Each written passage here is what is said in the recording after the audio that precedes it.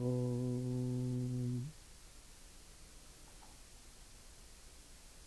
Om Sthavakaya cha dharmasya Sarvadharma Swarupine Sthavakaya cha dharmasya Sarvadharma Swarupine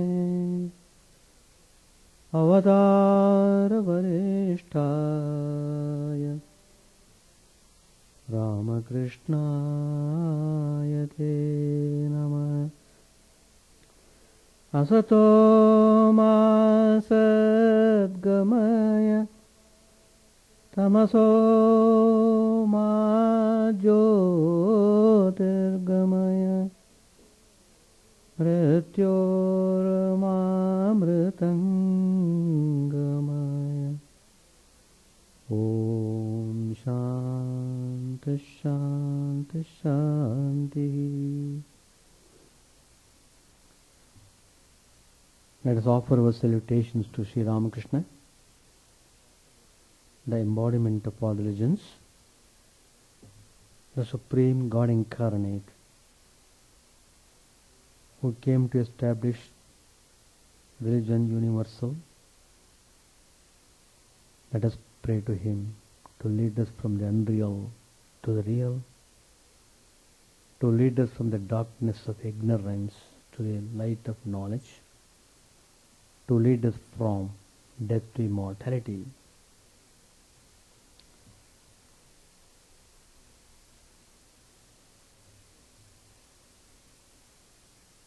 We have been discussing Gospel of Sri Ramakrishna. Today's topic I have chosen: spiritualizing everyday life through Karma Yoga. All the people are in one way or other engaged in some kind of karma. Even thinking is also a karma. So whatever we do through the senses, they are all actions done through the senses. But then there is a way how to spiritualize all our actions, not to have real contentment, peacefulness and happiness. Sri Ramakrishna has given most valuable instructions regarding Karma Yoga. He has also said that Karma Yoga is rather difficult because a person who is not well formatted in spiritual ways may turn out to be egoistic, may hanker after name, fame, power, position, etc. So that danger is there. So karma actions, when not done properly, they bind a person, they bring suffering. But actions done in a proper way, they release him from bondage. They lead him towards the realization of the truth.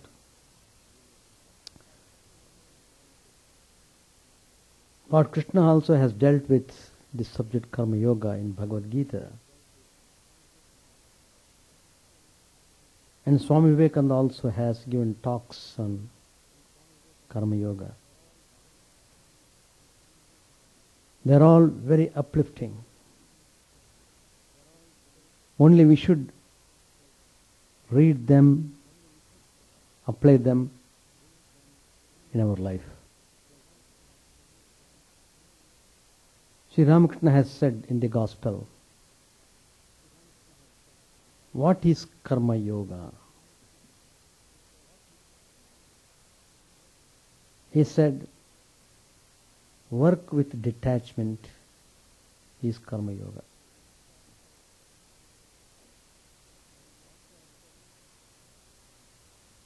He also has said, Karma Yoga is to surrender to God fruits of all actions. Don't desire anything in return of what you do. So when you are expecting or anchoring after the results of your actions, they bind you. They won't release you from bondage. If you don't really aspire for results of the actions, then the same actions will pave the way for realization of the truth. So, in the first place, you have to be determined whether you want spiritual life or not. If you want worldly life, then no teachings are required. Whatever way you live, automatically you become more and more worldly. No teaching is necessary. No temple is necessary. Nothing is required.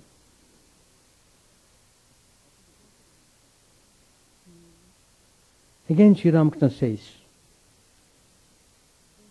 the aim of Karma Yoga is to fix one's mind on God by means of work.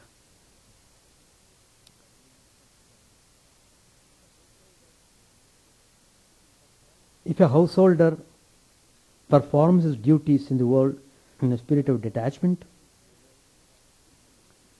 surrendering the results to God, and with devotion to God in his heart, he too may be said to practice Karma Yoga. When a person does his duty in a responsible way and performs it with utmost attention and devotion, that paves the way for spiritual realization. In fact, there is a story told by Sri Ramakrishna in the Gospel that once there was a hermit. Because of his austerities, in course of time, he developed siddhi, and suddenly he became aware of the occult power he got.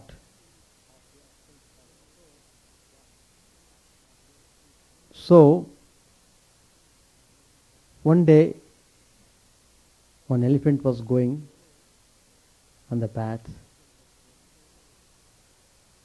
and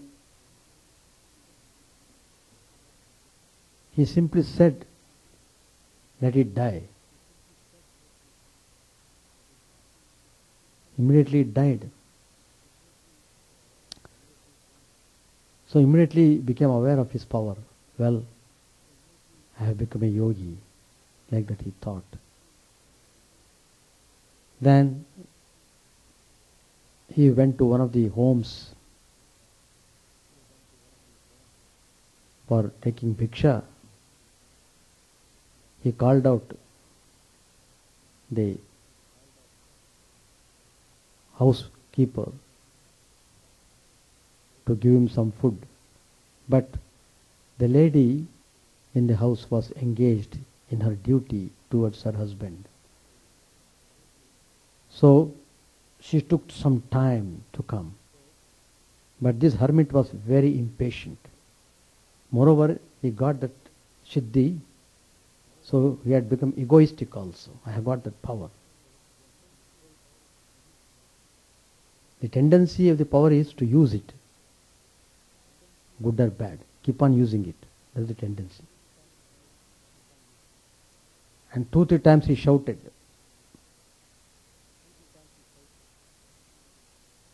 Then the lady serving her husband, she replied, "Well,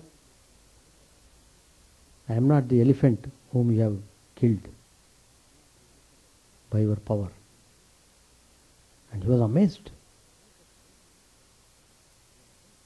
how that lady would come to know about his acquiring that power. He was totally surprised. Then the lady came in her own time and offered him bhiksha. And then told him further, "Look, I was engaged in my duty towards my husband. So duty I have to do first. Then everything comes next." If you want to know more about the spiritual wisdom, in certain place there is Dharma Vyadha is called, a hunter, a butcher. He will go and meet him. You will be enlightened little more. He was shocked of all the persons to take lessons from the butcher. Anyway, he went. He went to the place and again he began to call him, and he was serving his parents, old parents. And then when he came out, he spoke words of wisdom. The famous story, it comes in Mahabharata. That means a person who concentratedly, devotedly does his duty gets the result even without asking for it. If you ask for results, you don't know whether your asking is good or not. Leave it to God. He will give the best. What is best for you, that He will give. So, the duty aspect, if a person does the duty, it not only purifies the heart, it paves the way for spiritual illumination.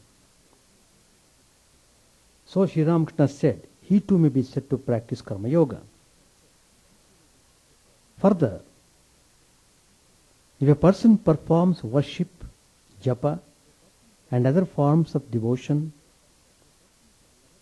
surrendering the results to God, he may be said to practice karma yoga. Attachment of God alone is the aim of karma yoga. If you really want to be attached to God. So the bad effect of attachment will go. Attachment which was causing sufferings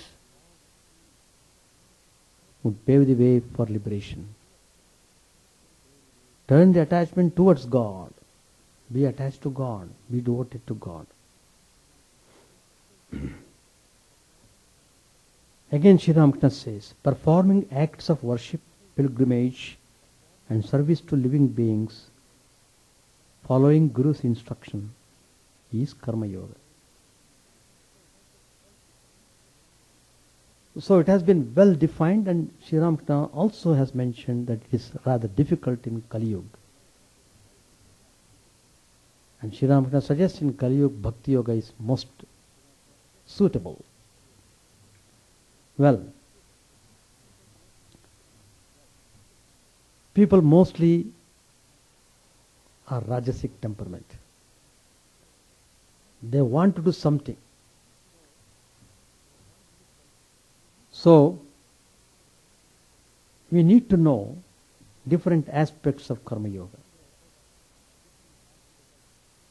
so that we can spiritualize our day-to-day life. There are three kinds of karma yoga. Three different methods of selfless work. It is essential to distinguish between them. In order to do so, we may use the phrases given by Swami Vivekananda in his talks. Swami Vivekananda has given excellent discourse on karma yoga. There Swamiji says, three categories of karma yoga. One category you may call work for work's sake.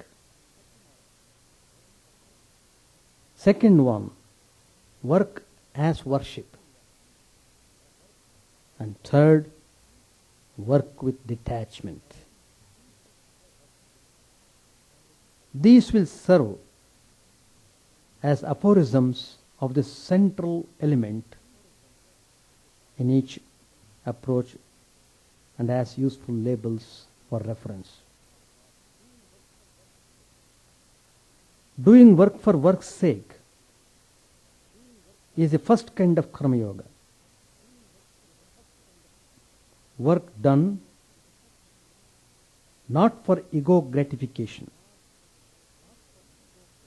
nor for the welfare of others, but simply for its own sake and for the bliss and freedom that derive from motiveless action is called work for work's sake. This yoga requires no belief even in God and depends on no system of philosophy. The constant goal and immediate incentive of the practitioner is to escape from the bondage of desire. He is not searching for God or truth, but just simple freedom of the soul from the vicious circle of karma.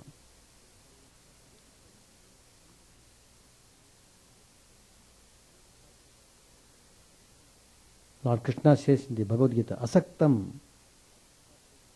Kuru Karma. Do work with non-attachment. The fundamental practice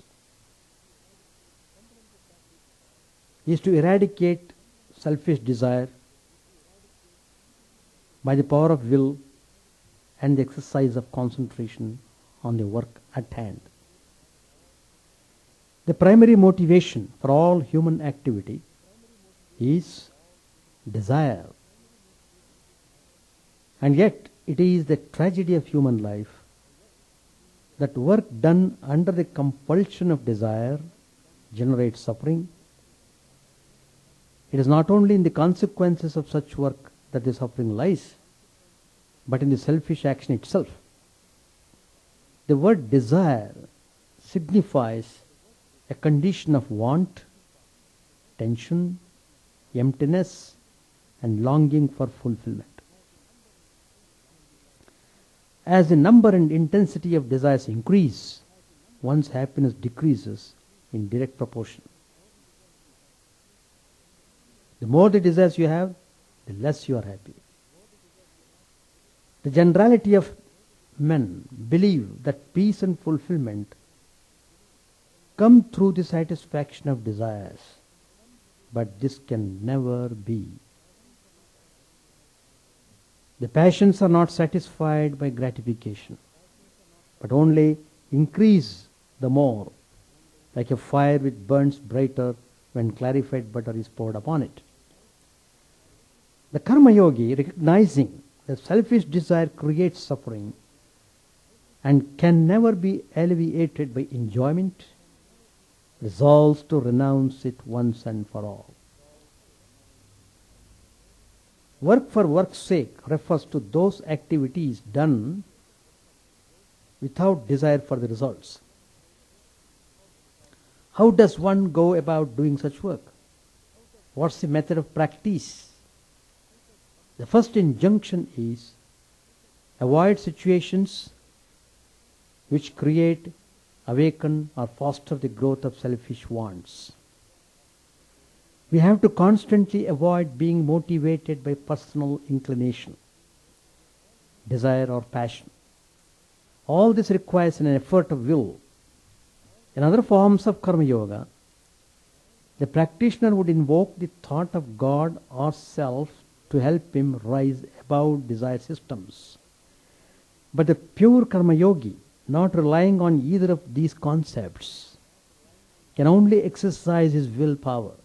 He has to stop short as soon as he becomes conscious of selfish motivation, retrace his steps, and begin all over again. He must force himself to quit anticipating the results. In so doing, he suffocates the breathing action of desires and maintains a pure, selfless, motiveless state of mind. The use of the willpower as a primary tool is one of the distinguishing features of work for work's sake.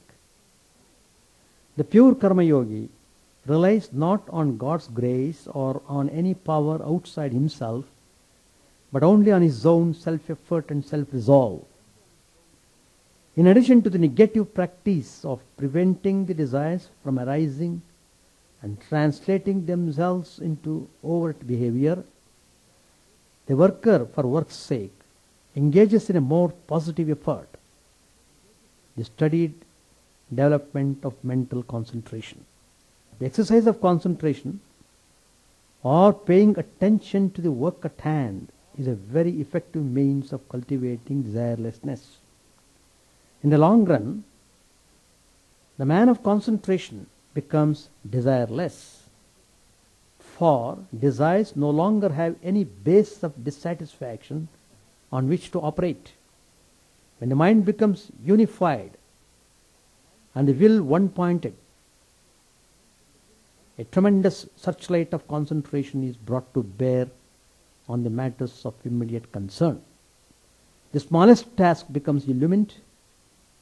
One finds that the most routine duty is interesting, nay fascinating, and fully rewarding. Attention is energy, and the more energy we put into a thing, the more we get out of it. Paying full attention enables one to derive the fullest benefit as a consequence. The satisfaction with the present is removed and desires decrease. One finds full contentment in simply doing one's dharma. One doesn't need anything else.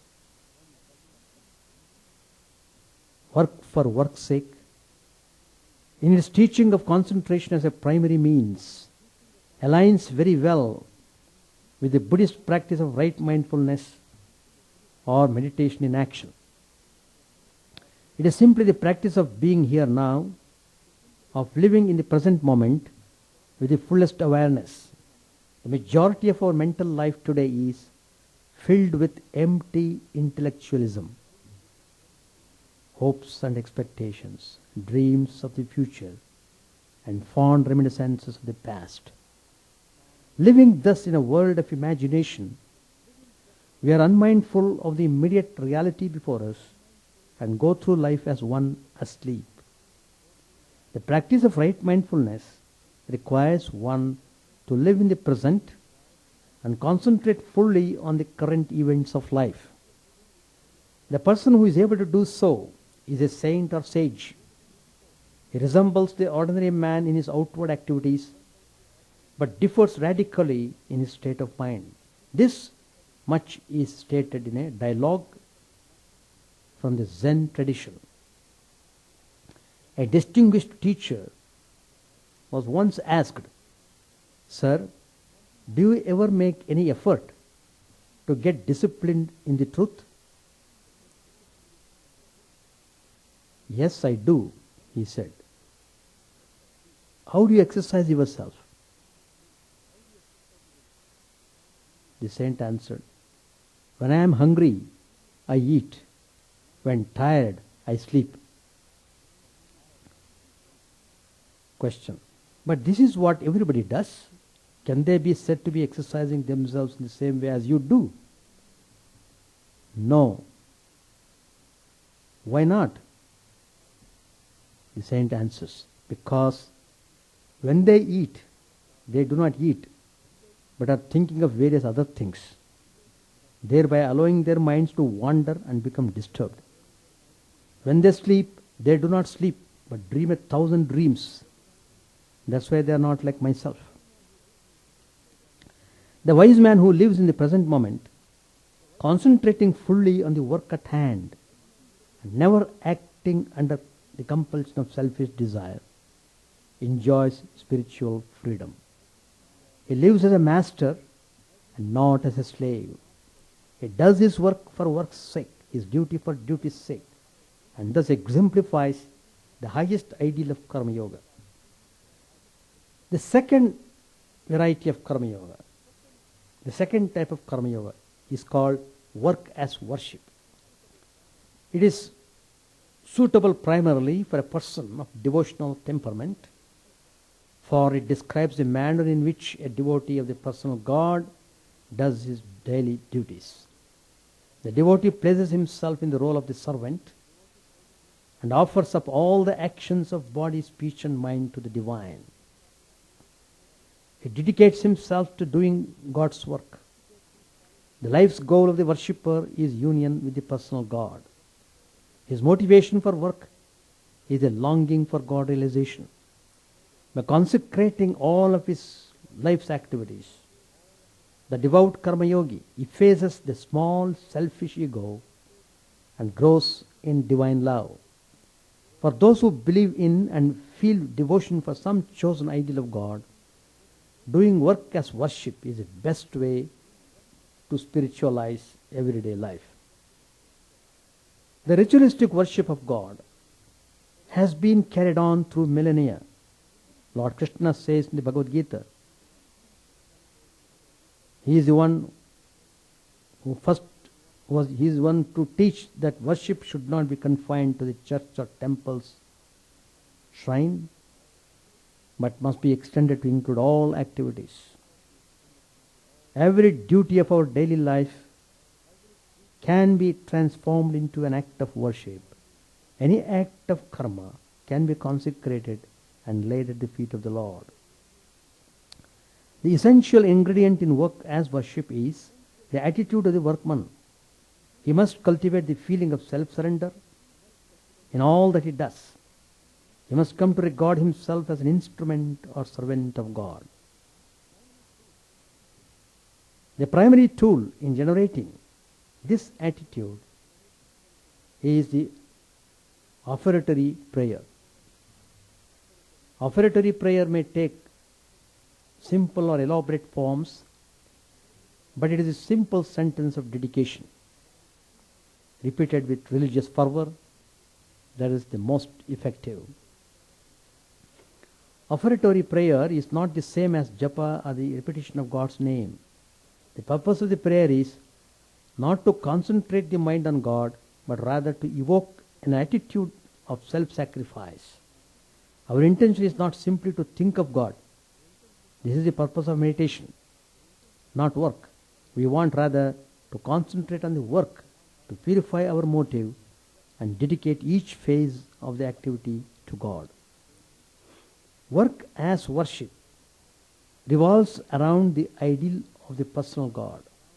This ideal may be conceived of as dwelling within, in the heart of our hearts, or as appearing outside in the form of men and women everywhere.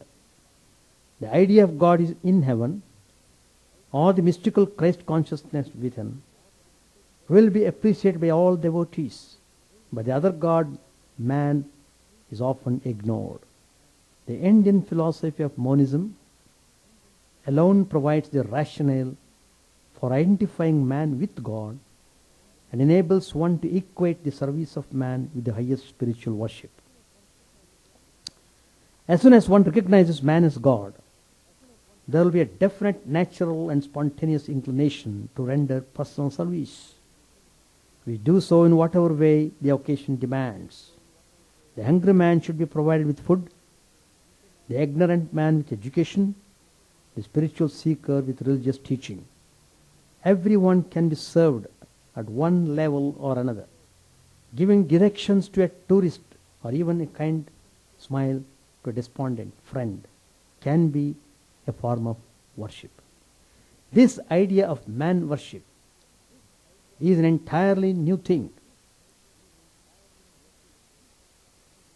Swami Vivekananda says, Atmano mokshartham jagadhitaya cha.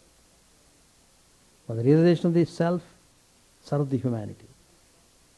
We have to distinguish it carefully from the humanitarian service performed by the bhikshus of the Buddhist period or the Roman Catholic nuns of the Middle Ages. In their outward forms, humanitarian service and worship of God through the service of man appear to be the same. The humanitarian and the karma yogi do similar work, but there is world of difference between charity and worship. We have to be careful not to underestimate the high idealism of karma yoga. The third kind of karma yoga is called work with detachment. This paradigm appeals mostly to the temperament of the jnani, one whose life is strongly influenced by the Dvaita Vedanta or Sankhya philosophy. He wants to practice right knowledge here and now. Hence he takes to karma yoga, not as a servant of God, but with the predominant idea of work with detachment. This approach can be understood from the fact that both Advaita and Sankhya teach the separateness and aloofness of the inner soul from all activity. Work with detachment aligns very well with Jnana Yoga. The Purusha, the self of man, is absolutely different from Prakriti or phenomenal nature. Yet it is a fundamental tragedy of man that he has forgotten his true self and become identified with natural objects. These objects include not only material possessions in the ordinary sense of the term, but body, mind as well. Consider the condition of an avid movie-goer who once inside the theater quickly falls under the fascination of the light show before him. Unconsciously drawn into the film's drama, he loses his individuality, as it were. He identifies with the characters on the screen, empathizes with their joy and sorrow, and rises and falls with their success and failure. He has lost his own self-consciousness and hence shares the fate of the character with whom he identifies. The situation with the ordinary man is exactly the same. He forgets his own true nature, the pure actionless witness consciousness, and identifies with the play of the body and mind under the false premise that he is a psycho-physical being. He extends his self-identity ever further outward to embrace the sense objects of the external world. Let us picture a man, a great sage, who abides in his true self and remains at one with the conscious principle. How does he live? How does he work in the world? He identifies himself with the spirit and knows that he is not really doer, that it is Prakriti that works all changes. Being disidentified with the body and mind, he remains balanced in pleasure and pain, loss and gain. In general, he is calm, collected and serene. His natural tendency is to remain quiet and simply abide in the self. When he does undertake some form of activity, he does so as a detached witness. The fundamental problem of man is one of self-forgetfulness. Self-forgetfulness means suffering. Self-remembrance, on the other hand, awakens divine joy and bestows spiritual freedom. The most effective means of keeping a constant recall of the higher self, the detached witness of all action, is through the practice of affirmation. To the extent that I can affirm my own true self and retain the conviction that I am the self, I will be able to remain detached even in the midst of the briar patch of karma. A person can devise his own statements of affirmation, or he can collect strong scriptural passages that voice this idea. The essential practice is to keep aware of one's true nature and not allow contrary thoughts to arise. Bhagavan Ramana Maharshi, the great sage of Tiruvannamalai in India, he says, a Brahmin may play various parts in a drama, yet the thought that he is a Brahmin does not leave his mind. Similarly, when one is engaged in various empirical acts, there should be the firm conviction, I am the self, without allowing the false idea, I am the body, to arise. If the mind should stray away from its state, then immediately one should inquire, oh, we are not the body and mind. Who are we? We are the self. Thus one should establish the mind in that pure state. At first, an affirmation of detachment may appear to be mere words and purely an intellectual exercise, but it calls for a very definite effective response. It has a dramatic impact on human feelings. Attachment seems to be an emotional bond characterized by attraction or aversion for this or that thing. One may think, therefore, that mere words will be ineffective in removing it. But feeling and sentiment are only a derivative function of words, that is, of thoughts and ideas. By changing our sentences and remodeling our belief systems, the whole pattern of feeling changes as well. In retrospect, then, these are the three different methods of spiritualizing everyday life. Each one appeals to a particular psychological type and evokes a different background ideology. The worker for work's sake is a non-religious, non-philosophical person who clearly perceives the bond slavery of selfish action and rebels against it. The life's goal of such a person is freedom from the compulsion of desire. His tools of practice are the strengthened will and the power of concentration.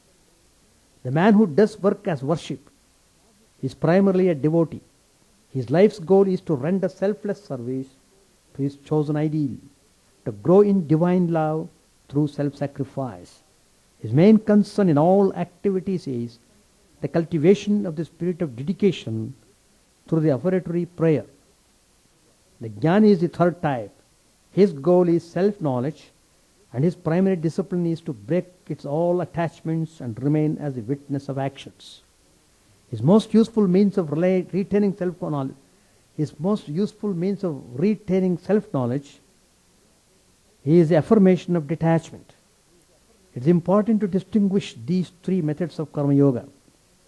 For though one should utilize all three avenues of approach for the sake of harmonious development, we must beware of the confused mixing of attitudes. We have to be careful not to get our wires crossed.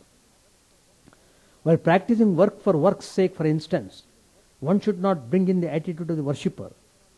While doing work as worship, one should not take the standpoint of a philosopher. The simultaneous mixing of different approaches results simply in a loss of outward efficiency and inner spiritual benefit. If one were to ask which one of these attitudes is best suited to aspirants in general, then we must be emphatic in saying that no one method occupies that status. The temperament and disposition of men differ, and we may expect to find an equal distribution of fitness for any one of these practices. We hold them all on a par, therefore, and present them as such in any impartial discussion of the subject. The universal man, the ideal for this age, practices all three kinds of karma yoga. Ordinary spiritual seekers identify one form of karma yoga as their special path and figure that the other ways are unsuitable to their temperament. This is unfortunate, as it indicates a one-sided development. The wise man makes use of all three approaches in his effort to spiritualize everyday life. To limit oneself to one form of karma yoga and dismiss the others as disagreeable is to throw away tools that could expedite one's progress. The fact is that one passes through differing moods during the course of time. One day the devotional mood may be dominant and work as worship comes easily and yields the best results.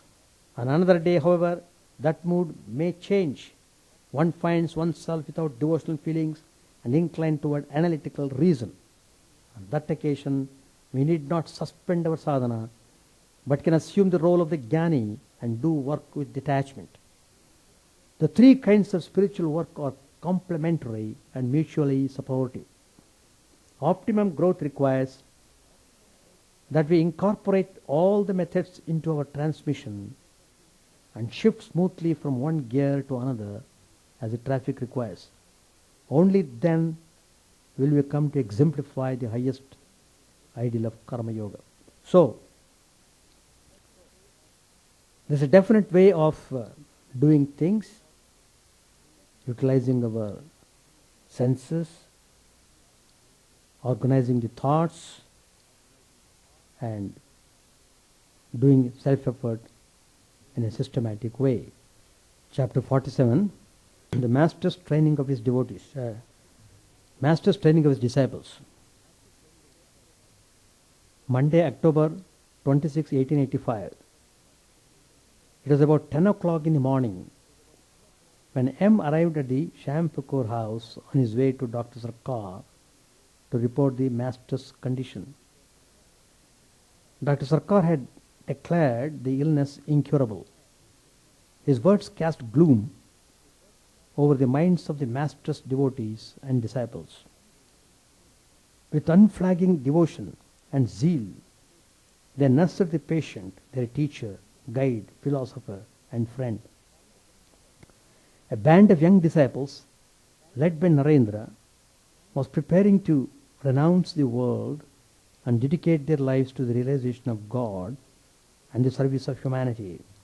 People flocked to the Master day and night. In spite of the excruciating pain in his throat, he welcomed them all with a cheerful face. There seemed to be no limit to his solicitude for their welfare. His face beamed as he talked to them about God. Dr. Sarkar, seeing that conversation aggravated the illness, forbade him to talk to people.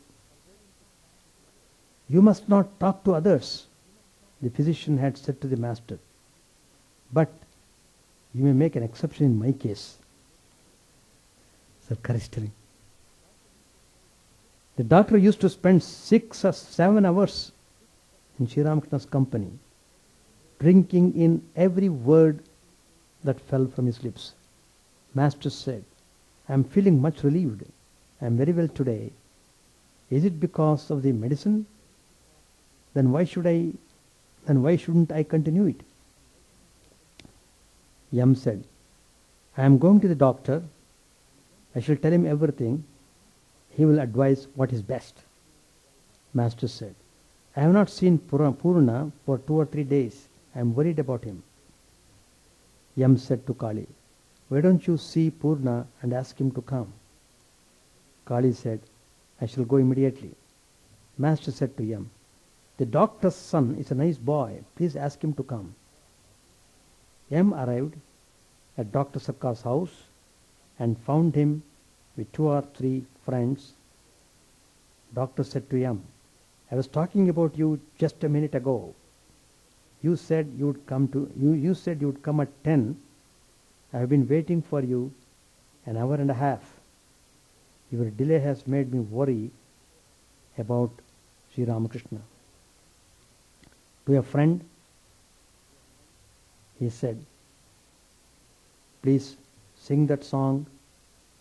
The friend sang, "Proclaim the glory of God's name as long as life remains in you. The dazzling splendor of his radiance floods the universe. Like nectar streams his boundless love, filling the hearts of men with joy. The very thought of his compassion sends a thrill through every limb.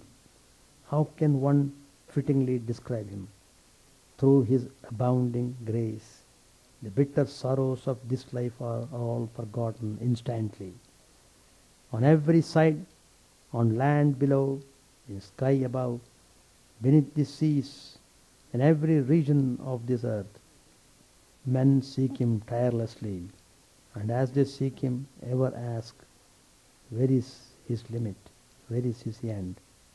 True wisdom's dwelling place is he, the elixir of eternal life, the sleepless, ever wakeful eye, the pure and stainless one. The vision of his face removes all trace of sorrow from our hearts. Let us stop here. Any questions to ask?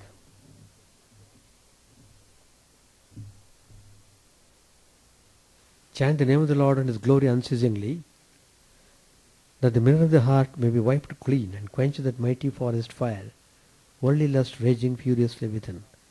Our name streamed down in moonlight on the lotus heart, opening its cup to knowledge of thyself, O self, down deep in the waves of his bliss, tasting his nectar at every step, bathing in his name that baths for very selves. Various are thy names, O Lord, in each and every name thy power resides.